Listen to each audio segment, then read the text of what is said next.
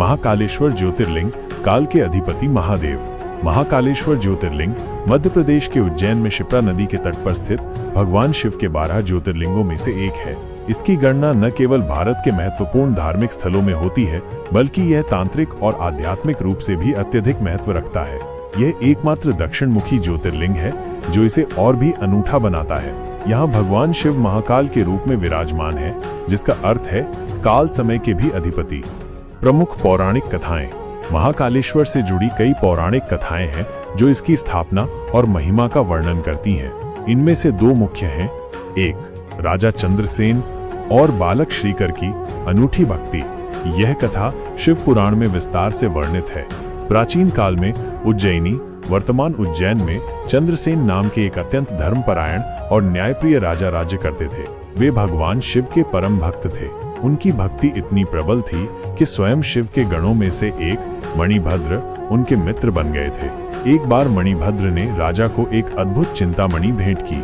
यह मणि इतनी शक्तिशाली थी कि इसे धारण करने से राजा का यश और प्रभाव चारों दिशाओं में फैल गया। पड़ोसी राज्यों के राजाओं को यह बात खटकने लगी और उन्होंने उज्जैन पर आक्रमण करने की योजना बनाई।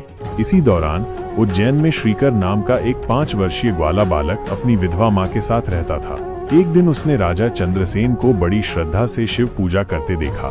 राजा की भक्ति से प्रेरित होकर बालक ने भी शिव पूजा करने का निश्चय किया। उसके पास पूजा सामग्री नहीं थी, तो उसने एक पत्थर को शिवलिंग मान लिया और उसे एकांत स्थान पर रखकर पूरी श्रद्धा से उसकी पूजा में लीन हो गया। इधर जब पड़ोसी राजाओं ने उज्जैन पर हमला किया, तो राजा चंद्रसेन ने अपनी राजधानी और प्रजा की रक्षा के लिए भगवान शिव से सहायता मांगी। बालक श्रीकर अपनी पूजा में इतना तल्लीन था कि उसे बाहरी दुनिया का कोई भान नहीं था। उसकी मां ने उसे भोजन के लिए बुलाया, लेकिन वो शिव धुन में इतना खोया था कि उसने सुना ही नहीं। क्रोधित होकर मां ने उसे पीटा और उसके पत्थर के शिवलिंग को उठाकर फेंक दिया। बालक श्रीकर को अपनी शिवलिंग के अपमान और अपनी भक्ति में बाधा पड़ने का बहुत दुख हुआ। वो फूट फूट कर रोने लगा और भगवान शिव को पुकारने लगा। उसकी सच्ची निश्चल भक्ति और आंसुओं से भगवान शिव अत्यंत प्रसन्न हुए। ठीक उसी क्षण एक अद्भुत घटना घटी। धरती फटकर एक विशाल, भव्य और दिव्य मंदिर प्रकट हुआ, जिसके भीतर एक अत्यंत तेजोमय शिवलिंग स्थापित था। भगवान शिव स्वयं वहां प्रकट हुए, अपने भक्तों को दर्शन दिए और आशीर्वाद दिया। शत्रु राजा जो आक्रमण करने आए थे, इस अलौकिक दृश्य को देखकर भयभीत और चकित रह गए।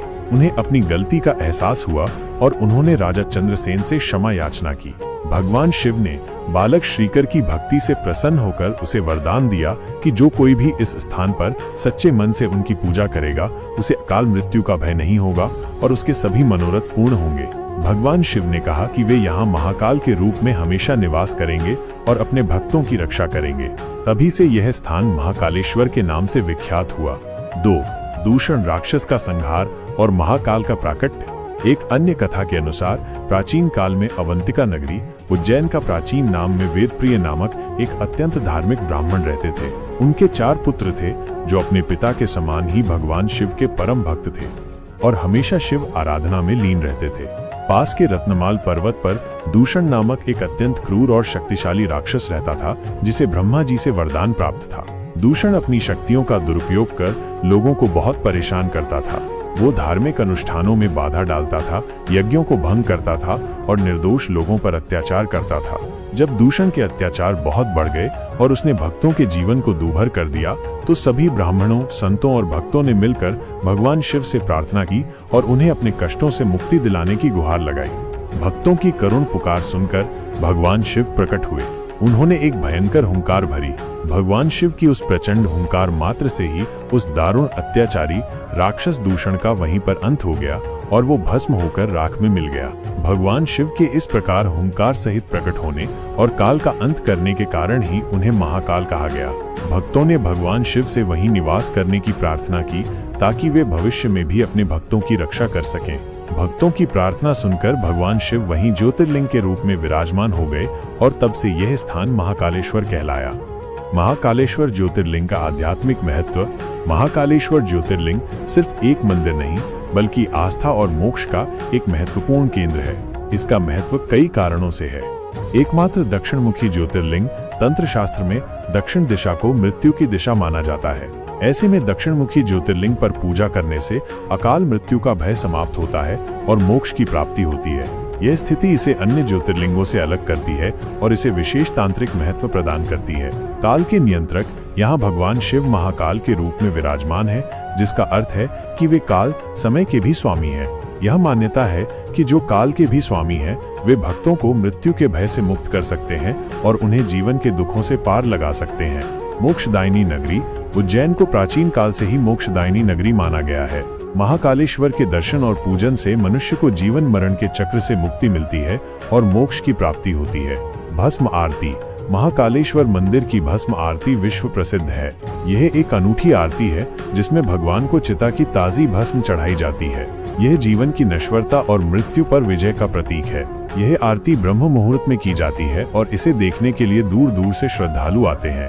तांत्रिक केंद्र उज्जैन को प्राचीन शमशान भूमि और तंत्र साधना का एक महत्वपूर्ण केंद्र भी माना जाता है।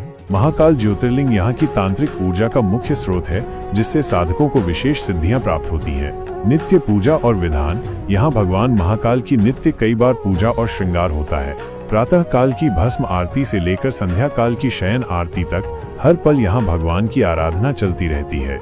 महाकालेश्वर ज्योतिर्लिंग लाखों श्रद्धालुओं की आस्था का केंद्र है, जहां हर वर्ष भारी संख्या में भक्त भगवान महाकाल के दर्शन कर आत्मिक शांति और आशीर्वाद प्राप्त करते हैं। यह स्थान हमें जीवन की क्षणभंगुरता और परमात्मा की अनंत शक्ति का स्मरण कराता है। क्या आप महाकालेश्वर मंदिर के अनुष्ठानों या उज्जैन के अन्य धार्मिक स्थलों के बारे में कुछ और जानना चाहेंगे?